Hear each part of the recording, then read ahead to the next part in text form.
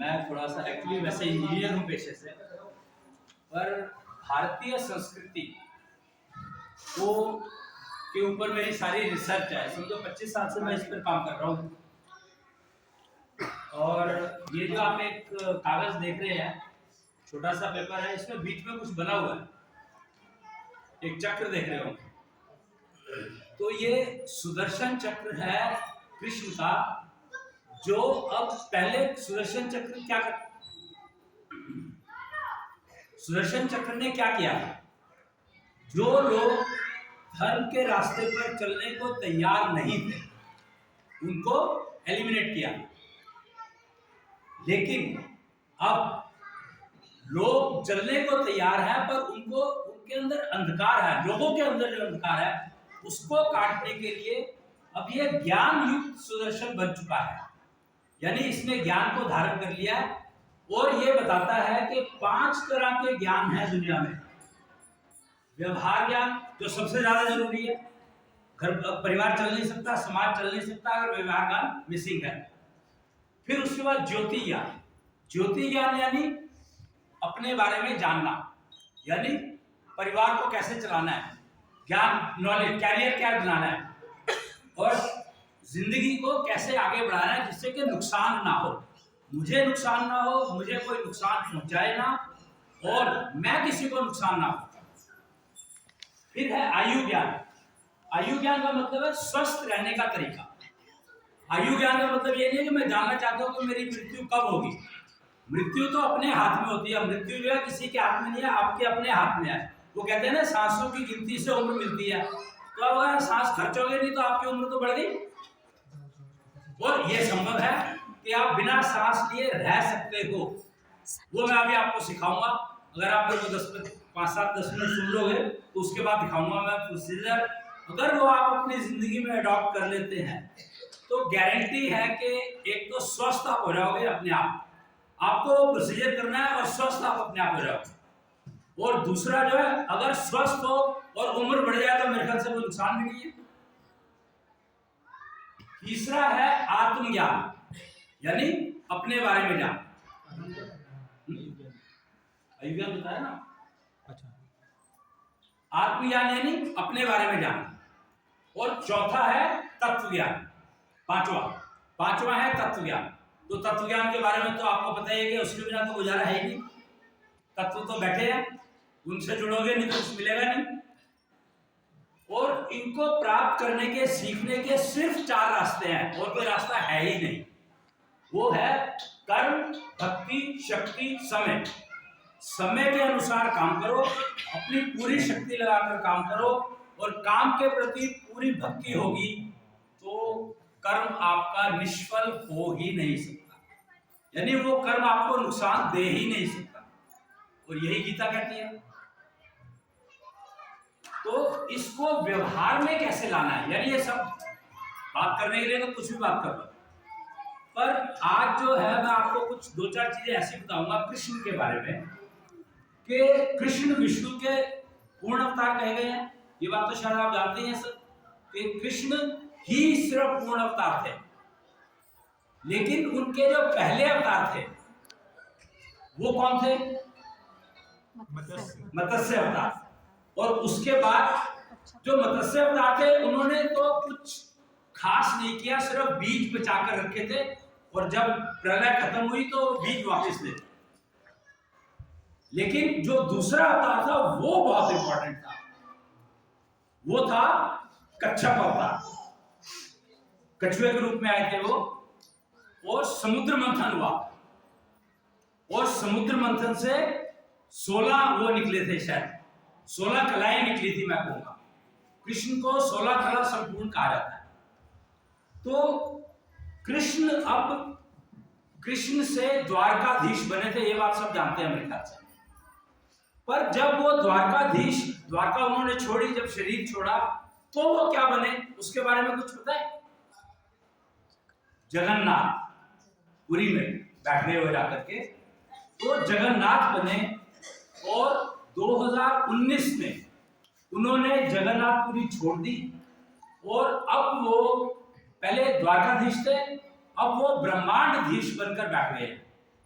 यानी अब पूरा ब्रह्मांड उनके निर्देश पर चल रहा है। और ब्रह्मांड ये उनका नाम, नया नाम मिला है उनको कृष्णेंद्र, ब्रह्मांडधीश कृष्णेंद्र है। और ये उनकी गद्दी का प्रतीक है, उनके सिंहासन का प्रतीक है, जो कल ही अवतरित हुआ है। 19 तारीख को, 19 तारीख कल थी ना, कल ही अवतरित हुआ है। और 11 नवंबर 2011 को उनको ब्रह्मांडधीश की गद्दी पर स्थापित कर दिया गया था। फिर प्रोसीजर शुरू हुआ, और जो पहले 10 अवतार हुए हैं, हमारे 10 अवतार गिने जाते हैं ना कलिका अवतार तक, तो वो सबके सब उनमें मर्ज हो गए हैं।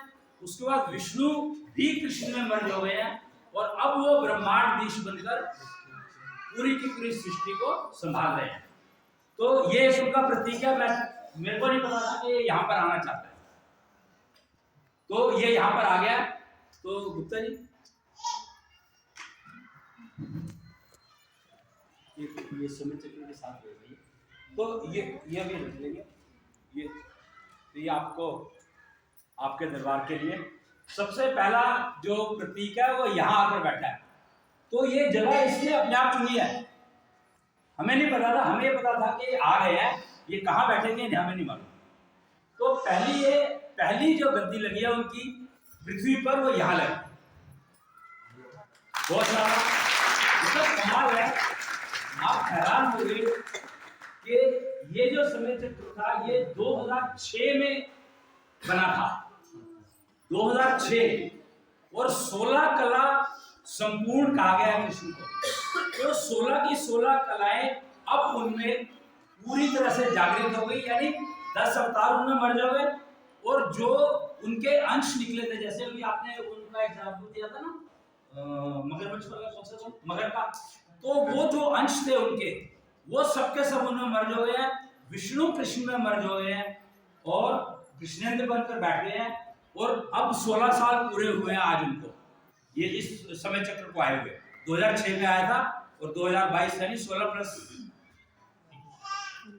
तो और वो ये समय चक्र कहां पर उद्घाटन हुआ? हिसार में, जो कि एक पुरानी नगरी मानी जाती है, बहुत पुरानी, और अंबाला में मेरे ख्याल से बहुत पुरानी नगरी मानी जाती है। तो हिसार से यहाँ पर आ गए वो कृष्णेंद्र बनकर, और कहां कहां घूमकर आया ये उन्हीं को पता होगा, हमें नहीं पता। तो अब जो है ये कहते हैं कि अपने अंधकार को काटो, दूसरों के बारे में सोचने की जरूरत है नहीं। अपने अंधकार को काट लोगे तो जब फिर आपकी जो चमक आएगी वो अपने आप ही आपको हर चीज, वो जो भी आप चाहते हो आपको मिल जाएगी, प्राप्त हो जाएगी। यानी जैसे जैसे आपका अंधकार कटता जाएगा आपका तत्व से जुड़ाव होता चला जाएगा। इसमें कोई मतलब शक ही नहीं है, किसी भी तरह कोई डाउट नहीं है। और इसमें कहा गया है कि मन में विचार आते हैं, मन में विचार आते हैं, बुद्धि का विचार है, बुद्धि का काम है उनको छानना, यानी फिल्टर करना, और जिससे ऊर्जा पैदा होती है, यही ऊर्जा आपसे कर्म करवाती है, क्योंकि काम करने के लिए एनर्जी चाहिए ना। तो एनर्जी जो है उसी से डिसाइड होती है जो भी विचार आप जिस डायरेक्शन में छानते, यानी नेगेटिव डायरेक्शन में छानोगे तो नुकसान करेगी, तो अवनति होगी, और अगर पॉजिटिव डायरेक्शन में करोगे तो अब उन्नति होगी। उन्नति होने का मतलब है तत्व से जुड़ना, और अवनति होने का मतलब है तत्वों से दूर होना। तो बड़ा सिंपल सा वो है। और इसमें ना दो चक्र, इसमें दो चक्र दिखाए गए हैं।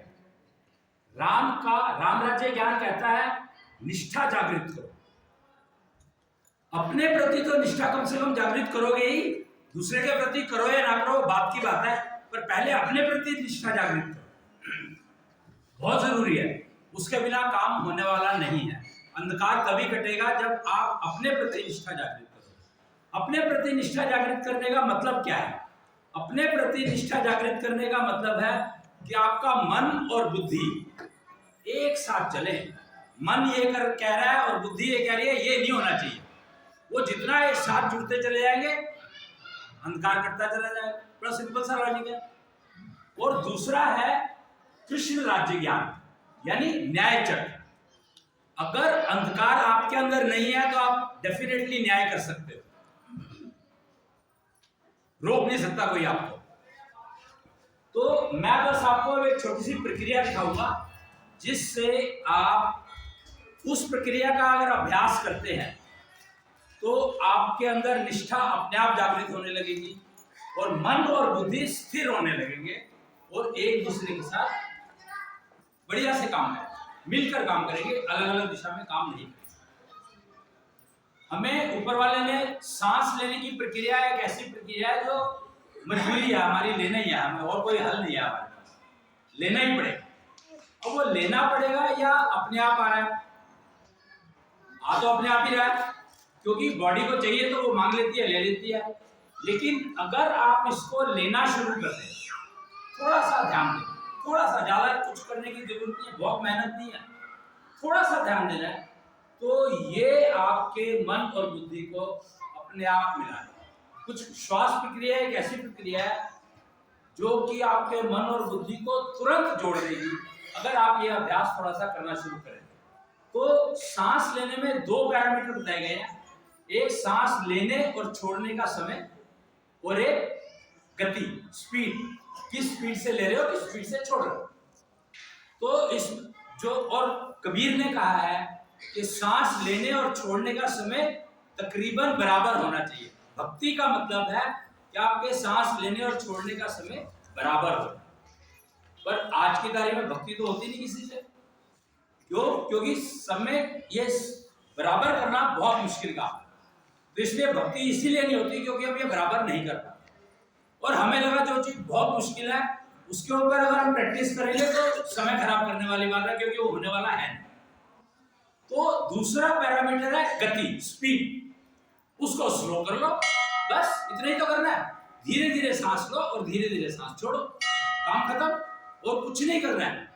तो मैं अब आपको एक सांस लेकर के दिखाऊंगा, मुझे ध्यान से देखिएगा, और ये आप इस लेवल तक पहुंचना है। मैं पहुंच गया तो आप लोग पहुंच सकते हो।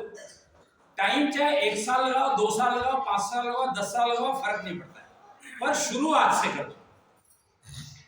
तो मेरे को ध्यान से देखिएगा, मैं एक सांस लेकर के दिखाऊंगा आपको, मेरे को ध्यान से देखिएगा।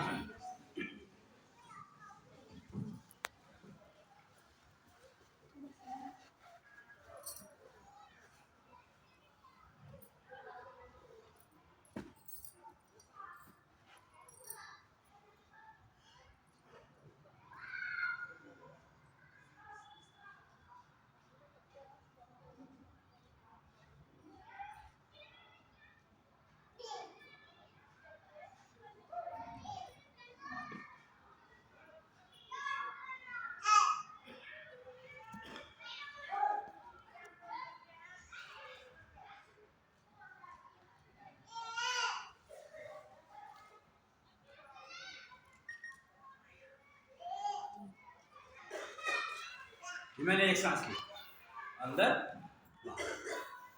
धीरे धीरे लेना है, धीरे धीरे छोड़ना है, बस।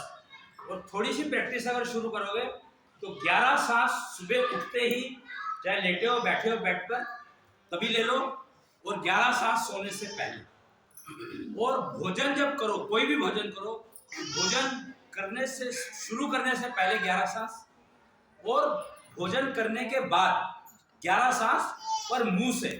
बाकी तीनों टाइम पे नाक से लेना है, लेकिन जब भोजन करने के बाद 11 सांस मुंह से लेना, इतना ध्यान रखना है।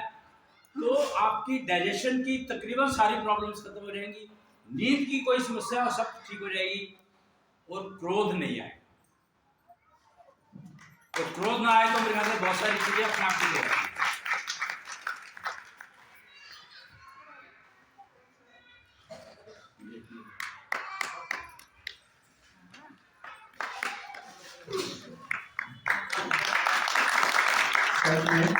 सागर में सागर लगने वाली बात है, जितना समय इसमें दिया है इसमें